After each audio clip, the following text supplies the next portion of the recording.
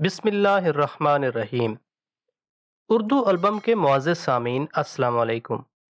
جب لڑکی شاریہ کو بھرے دربار میں پیش کیا گیا تو شاریہ نے چادر میں لپٹا ہوا اپنا چہرہ بے نقاب کیا تو اس کی آنکھوں سے آنسو بہہ رہے تھے مگر نظریں جھکی ہوئی تھیں۔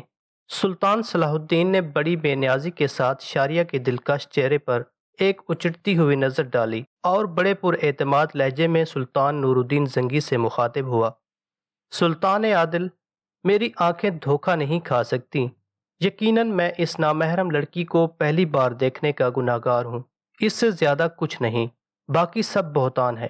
اگرچہ بخار کی شدت کے باعث یوسف کی آواز میں ہلکا سا ارتعاش تھا، لیکن چہرے سے معصومیت ظاہر ہو رہی تھی۔ دربار پر سناٹا طاری تھا۔ صلاح الدین کے بیان نے ان امراء کو بھی حیرت زدہ کر دیا تھا جو کچھ دیر پہلے سرگوشیوں میں نجم الدین ایوب کے بیٹے کے جرم پر قیاس آرائیاں کر رہے تھے۔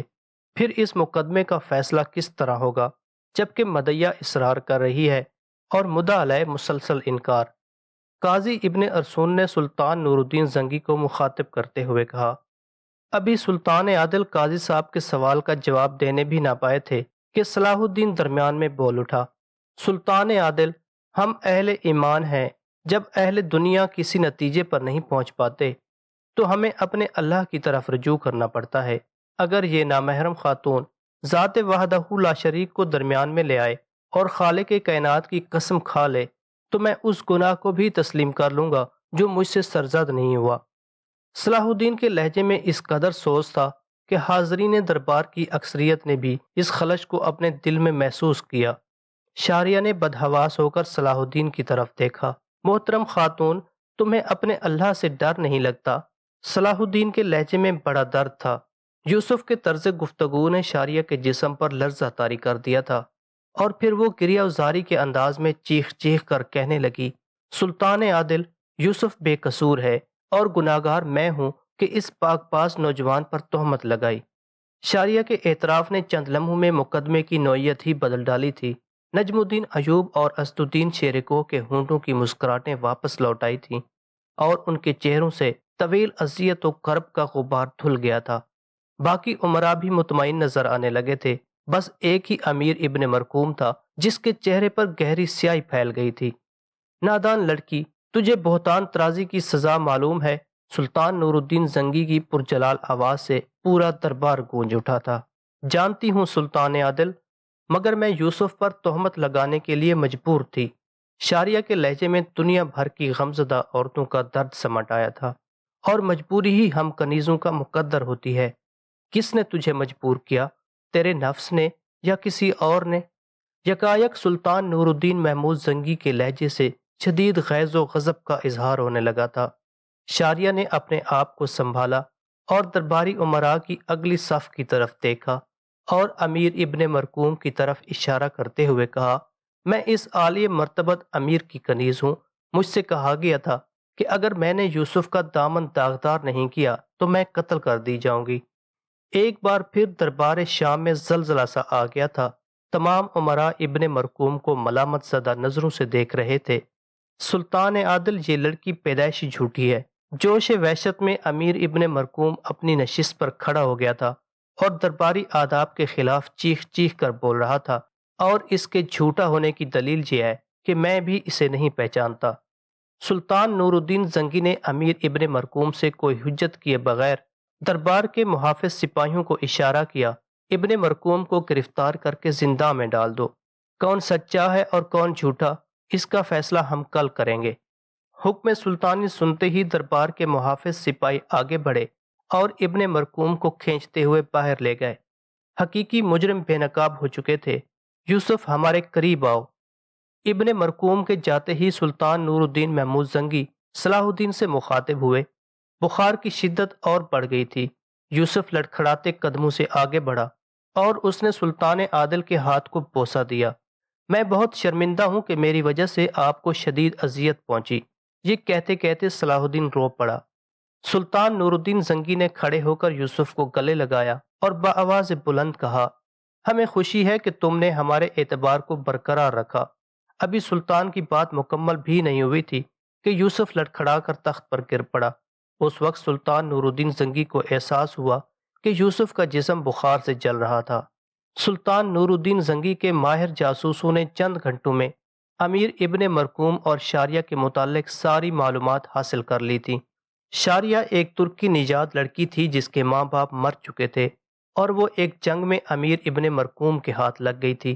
دونوں کا تعلق ثابت ہو چکا تھا۔ پھر سلطان نور الدین زنگی نے شاریہ کو اپنے مخصوص کمرے میں طلب کر کے مزید پوچھ گچھ کی۔ شاریہ نے رو رو کر بتایا کہ امیر ابن مرکوم اس پر بے پناہ تشدد کرتا تھا، یہاں تک کہ اپنی جان بچانے کی خاطر وہ صلاح الدین پر تہمت ترازی پر مجبور ہو گئی تھی۔ پھر سلطانی حرم سرا کی کنیز خاص نے اس بات کی تصدیق کر دی کہ شاریہ کی پشت پر کوڑوں کے بے شمار نشانات ہیں۔ سلطان نور الدین زنگی نے قاضی ابن ارسون سے مشورہ کیا کہ بہتان ترازی کے جرم میں شاریہ کی کیا سزا ہونی چاہیے۔ قاضی ابن ارسون نے قرآن حکیم کی ایک آیت مقدسہ کا حوالہ دیتے ہوئے کہا، باری تعالیٰ کا ارشاد ہے کہ اگر کوئی شخص بھوک سے مر رہا ہے تو وہ حالت اضطرار میں مرتار بھی کھا سکتا ہے۔ اسی طرح اس کنیز کو بھی اپنی ہلاکت کا اندیشہ تھا، اسی باعث وہ جھوٹ بولنے پر مجبور ہو گئی تھی۔ پھر دوسرے دن سلطان نور الدین زنگی کے حکم پر شام کے طویل و عریض میدان میں ہزاروں انسان جمع ہو گئے۔ یہ حکم اس لیے جاری کیا گیا تھا کہ اہل ایمان اپنی آنکھوں سے ایک بہتان تراز کو دی جانے والی سزا کا منظر دیکھ سکیں۔ پھر امیر ابن مرکوم کو اس طرح میدان میں لایا گیا کہ بھاری زنجیروں کے بوجھ سے اس کے قدم لڑکھڑا رہے تھے، بار ندامت سے سر جھکا ہوا تھا اور ذلت و رسوائی کے احساس سے سرخ و سفید چہرہ مسخ ہو گیا تھا۔ پھر شرعی حکم کے مطابق امیر ابن مرکوم کو 80 کوڑے لگائے گئے، یہاں تک کہ وہ لہولہان ہو کر زمین پر گر پڑا۔ اس عبرتناک منظر کو دیکھ کر شام کے باشندوں کو یقین آ گیا کہ کوئی مجرم سلطان عادل کی دسترس سے دور نہیں، خواہ وہ کوئی بااثر امیر ہی کیوں نہ ہو۔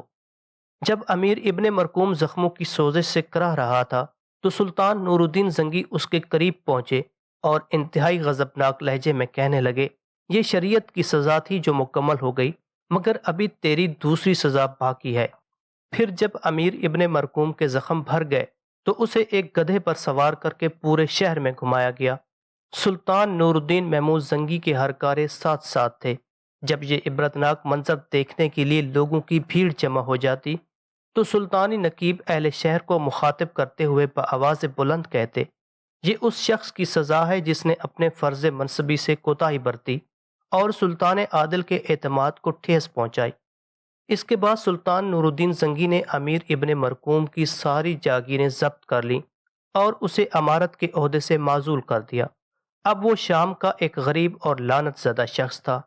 سلطان نور الدین محمود زنگی نے امیر ابن مرکوم کی ضبط شدہ جاگیریں صلاح الدین کو دینی چاہییں، مگر اس نے اعلیٰ ظرفی کا مظاہرہ کرتے ہوئے ان جاگیروں کو قبول کرنے سے انکار کر دیا۔ میں ہمیشہ سلطان عادل کا ممنون کرم رہوں گا کہ آپ ہی کے الطافات خاص کے باعث مجھے پہچانا گیا اور یہ عزت و توقیر حاصل ہوئی۔ صلاح الدین کے لہجے سے احترام بھی جھلک رہا تھا اور وقار بھی۔ اگر سلطان عادل مجھے مجبور کریں گے تو میں ظاہری طور پر اس انعام کو قبول کر لوں گا، لیکن زندگی بھر میرا دل ایک عجیب اضطراب و خلش کا شکار رہے گا۔ سلطان نور الدین زنگی نے کسی قدر حیرت سے صلاح الدین کی طرف دیکھا اور انتہائی نرم لہجے میں کہا، اپنی بات کی وضاحت کرو یوسف۔ سلطان عادل، مجھے یہ احساس چین سے بیٹھنے نہیں دے گا کہ جیسے میں غاصب ہوں۔ صلاح الدین نے مؤدبانہ لہجے میں اپنی بات کی وضاحت کرتے ہوئے کہا، میں نے امیر ابن مرکوم کی جاگیروں پر قبضہ کر لیا ہے۔ تم غاصب تو اس وقت کہلاتے جب اس میں تمہاری ذاتی کوششوں کو دخل ہوتا۔ یوسف کا جواب سن کر سلطان نور الدین محمود زنگی کے ہونٹوں پر ہلکا سا تبسم ابھر آیا تھا۔ اگر غاصب نہیں تو پھر خود کو ایک سود خور سمجھوں گا۔ صلاح الدین نے نئے انداز سے اپنے انکار کی توجیہ پیش کرتے ہوئے کہا، ان جاگیروں کے حصول میں میری کسی ذاتی کوشش یا کارکردگی کو دخل نہیں ہے۔ میرے لیے یہ اعزاز کافی ہے کہ سلطان عادل نے مجھے ہم کلامی کا شرف بخشا۔ صلاح الدین کا جواب سن کر سلطان نور الدین زنگی کے چہرے پر گہری مسرت کا رنگ ابھر آیا۔ پھر حاضرین دربار سے مخاطب ہو کر بولے، یوسف کے خد و خال بہت غور سے دیکھ لو، اہل وفا کے چہرے ایسے ہوتے ہیں۔ سلطان نور الدین زنگی کے ان الفاظ سے یوسف اور اس کے خاندان کا مرتبہ کچھ اور بلند ہو گیا، مگر اس کے ساتھ ہی کچھ دوسرے امراء کے دل میں بھی حسد کے جذبات کروٹیں لینے لگے۔ پاس جہاں دیدہ اور قیافہ شناس امیروں کو اندازہ ہو گیا تھا کہ سلطان کا مصاحب خاص ہونا اس نوجوان کی حقیقی منزل نہیں بلکہ اس کا مقام کچھ اور ہی ہے۔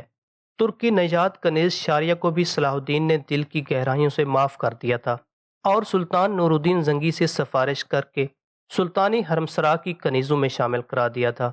شاریہ کو پہلے ہی یوسف سے محبت تھی، مگر جب اس نے ایک نوجوان کی اعلیٰ ظرفی کا یہ عظیم الشان مظاہرہ دیکھا تو وہ ورافتہ ہو گئی اور ایک دن شدید اضطراب کی حالت میں یوسف کے گھر پہنچ گئی اور اہل خانہ کے سامنے رو رو کر یوسف سے معافی مانگنے لگی۔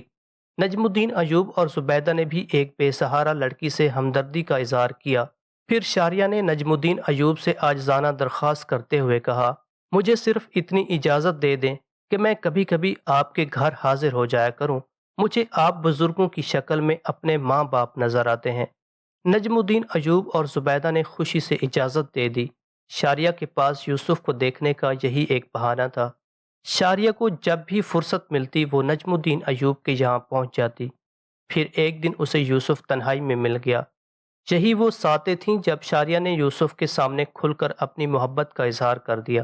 یوسف، تم ایک سپہ سالار کے بیٹے اور سلطان عادل کے مصاحب خاص ہو۔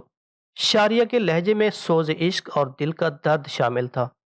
میں ایک ادنا کنیز سہی مگر تم سے بے پناہ محبت کرتی ہوں، ایسی محبت کہ تمہاری والدہ کے بعد شاید ہی دنیا کی کوئی عورت اس کا دعویٰ کر سکے۔ صلاح الدین خاموشی سے شاریہ کی بے حد جذباتی گفتگو سن رہا تھا۔ میں اپنی محبت کا جواب محبت سے نہیں چاہتی۔ یکایک شاریہ کی آنکھوں سے نمی جھلکنے لگی تھی۔ بس تم مجھ سے ایک وعدہ کر لو، صرف زبانی وعدہ۔ کیسا وعدہ؟ صلاح الدین نے چونک کر کہا، یہی کہ تم مجھے یاد رکھو گے مگر برے نام سے نہیں۔ شاریہ روتے ہوئے التجا کر رہی تھی۔ میں نے اس واقعے کو یکسر فراموش کر دیا ہے شاریہ، یوسف نے انتہائی نرم و شیریں لہجے میں کہا، تاکہ اس لڑکی کے دل سے جرم کا احساس مٹ جائے۔ یہ تمہاری عظمت ہے یوسف کہ تم نے اس واقعے کو بھلا دیا ہے، مگر وعدہ کرو کہ تم مجھے فراموش نہیں کرو گے۔ شاریہ کے دل کی گہرائیوں میں چھپا حرف آرزو اس کے دلکش ہونٹوں پر آ کر مچل گیا تھا۔ جب تم بہت بڑے انسان بن جاؤ گے اور لوگ تمہاری قربت کو ترسیں گے تو مجھے اپنے دیدار سے محروم نہ کر دینا۔ اپنے محافظ سپاہیوں کے نام فرمان جاری کر دینا کہ جب شاریہ نام کی کوئی مجنون عورت تم سے ملنے آئے تو اسے نہ روکا جائے۔ شاریہ کے جذبات کی ورافتگی دیکھ کر صلاح الدین کچھ دیر کے لیے اپنی جگہ ساکت ہو کر رہ گیا۔ پھر جب حیرت و سکوت کی یہ کیفیت زائل ہوئی تو وہ مسکراتے ہوئے شاریہ سے مخاطب ہوا، تمہیں کیسے معلوم کہ میں بڑا انسان بنوں گا؟ شاریہ نے انتہائی پرسوز لہجے میں کہا، میرا دل گواہی دیتا ہے کہ ایک دن تم بڑے مرتبے پر پہنچو گے۔ صلاح الدین نے شاریہ کی گفتگو کو ایک شدید جذباتی عمل سے تعبیر کیا اور مسکراتے ہوئے کہا، اگر میری زندگی میں وہ دن آیا تو تم کسی رکاوٹ کے بغیر مجھ تک پہنچ سکو گی۔ شاریہ کے دلکش چہرے پر ایسی اطمینان کی لہر دوڑ گئی جیسے اسے زمانے بھر کی دولت حاصل ہو گئی ہو۔ تہمت رازی کے اس واقعے کے بعد صلاح الدین کی قدر و منزلت میں مزید اضافہ ہو گیا تھا اور سلطان نور الدین زنگی اس پر پہلے سے زیادہ مہربان نظر آنے لگے تھے۔ یہ ایک دنیاوی کلیہ ہے کہ جب کسی انسان کو عزت و دولت حاصل ہوتی ہے تو اس کے قریبی دوست اور عزیزدار بھی دشمنوں یا حاسدوں کی صف میں کھڑے ہو جاتے ہیں، غیروں کا تو ذکر ہی کیا۔ دربار سلطانی میں نوعمر یوسف کی غیر معمولی مقبولیت نے بعض ان امراء کو بھی حسد میں مبتلا کر دیا تھا جو بہت روشن خیال اور اعلیٰ ظرف تصور کیے جاتے تھے۔ معزول امیر ابن مرکوم ویسے ہی صلاح الدین سے شدید نفرت کرتا تھا۔ اس نے انتقام لینے کے لیے ان امیروں کو بھی ورغلانا شروع کیا جن سے اس کے قریبی تعلقات تھے۔ وہ دن دور نہیں جب ایک پس خاندان سے تعلق رکھنے والا کرد ہم اعلیٰ نسب عربوں پر حکومت کرے گا۔ امیر ابن مرکوم ایک خفیہ نشست میں صلاح الدین کے خلاف زہر اگل رہا تھا۔ اس وقت سلطان نور الدین زنگی کے 3 بڑے امراء راشد بن عبداللہ، عمیر بن مروان اور فواد بن کعب موجود تھے۔ میں تو راندہ درگاہ ہو چکا مگر آپ حضرات کو سلطان عادل کی قربت حاصل ہے۔ امیر ابن مرکوم کے لہجے سے نجم الدین ایوب اور اس کے خاندان کے لیے شدید نفرت کا اظہار ہو رہا تھا۔ سلطان عادل کو سمجھائیں کہ نجم الدین ایوب اور اسد الدین شیر کوہ پر زیادہ اعتبار نہ کریں۔ وہ اپنے عہدہ و منصب اور اختیارات سے فائدہ اٹھاتے ہوئے کسی وقت بھی سلطان معظم کی حکومت کا تختہ الٹ سکتے ہیں۔ میں نے اس خاندان کا زور توڑنے کے لیے ایک کوشش کی تھی، مگر افسوس کہ تقدیر نے میرا ساتھ نہیں دیا۔ امیر راشد بن عبداللہ، عمیر بن مروان اور فواد بن کعب ابن مرقوم کی منطقی گفتگو سے متاثر نظر آ رہے تھے۔ ٹھیک ہے، آج میں سلطان عادل کی نظروں سے گر گیا ہوں، مگر پرانا خدمت کار ہوں، اس لیے حق نمک ادا کر رہا ہوں۔ امیر ابن مرقوم کے چہرے سے اداسی جھلکنے لگی تھی اور وہ فتنہ گر ایک عجیب چال چل رہا تھا۔ میں تم لوگوں کے ساتھ بھی دوستی کا حق ادا کر رہا ہوں۔ صرف سلطان عادل ہی کے اقتدار کو خطرہ نہیں، تمہاری کرسیاں بھی آنے والے طوفان کی زد میں ہیں۔ تینوں امراء ابن مرقوم کے فریب میں آ گئے تھے۔ آخر اس مسئلے کا حل کیا ہے؟ امیر راشد بن عبداللہ نے ابن مرقوم سے پوچھا۔ ہم خود بھی اس خاندان کے بڑھتے ہوئے اثرات سے خائف ہیں۔ اس مسئلے کا بس ایک ہی حل ہے۔ امیر ابن مرقوم نے بڑی عیاری سے لب کشائی کی۔ سلطان عادل کو مشورہ دیں کہ بیک وقت دو بھائیوں کے ہاتھ میں فوجوں کی کمان نہیں ہونی چاہیے۔ پہلے اسد الدین شیر کوہ کو سالاری کے عہدے سے ہٹا کر دربار کی چار دیواری تک محدود کر دیا جائے، تاکہ وہ سلطان عادل کی خدمت میں صرف سلام پیش کرتا رہے۔ اسد الدین شیر کوہ کے ہاتھ میں تلوار کا رہنا انتہائی خطرناک بات ہے۔ یہ کہہ کر امیر ابن مرقوم کچھ دیر کے لیے خاموش ہو گیا اور تینوں امراء کے چہروں کا جائزہ لینے لگا۔ ابن مرقوم کے دلائل اور چرب زبانی نے اپنا کام دکھا دیا تھا۔ سردار عمیر بن مروان نے اس کی تائید کرتے ہوئے کہا، اسد الدین شیر کوہ بہت جنگجو انسان ہے، ہر وقت قہر و غضب کا مجسمہ نظر آتا ہے۔ امیر ابن مرقوم نے لوہا گرم پا کر ایک اور بھرپور ضرب لگائی۔ اسد الدین شیر کوہ جنگجو ہی نہیں، ایک نہایت شاطر انسان بھی ہے، اپنے بڑے بھائی نجم الدین ایوب سے زیادہ خطرناک۔ اسے سالاری کے منصب سے ہٹانے کے بعد کسی دوسرے موقع پر نجم الدین ایوب کے ہاتھ سے بھی تلوار لے کر اسے دربار میں بٹھا دیا جائے۔ اس طرح زنگی خاندان کا اقتدار بھی محفوظ ہو جائے گا اور آپ حضرات کی کرسیاں بھی۔ پھر تینوں امراء ابن مرقوم سے وعدہ کر کے اٹھے کہ وہ عنقریب اس خاندان سے نجات حاصل کر لیں گے۔ پھر وہ دن امیر ابن مرقوم کی زندگی کا یادگار دن تھا، جب پورے شام میں صلاح الدین کی موت کی خبر عام ہو چکی تھی۔ امیر ابن مرقوم خوشی سے پاگل ہو کر گلی کوچوں میں چیختا پھر رہا تھا، لوگو سنو، قدرت نے میرے ساتھ انصاف کر دیا۔ نجم الدین ایوب نے اپنے اختیارات استعمال کر کے مجھے سلطان عادل کے ہاتھوں معزول کرا دیا تھا، مگر حقیقی عادل تو اللہ کی ذات پاک ہے، اس کی عدالت میں کسی کی سفارش نہیں چلتی۔ اس نے میری ذلت و رسوائی کا انتقام لے لیا اور نجم الدین ایوب کا بیٹا صلاح الدین مر گیا۔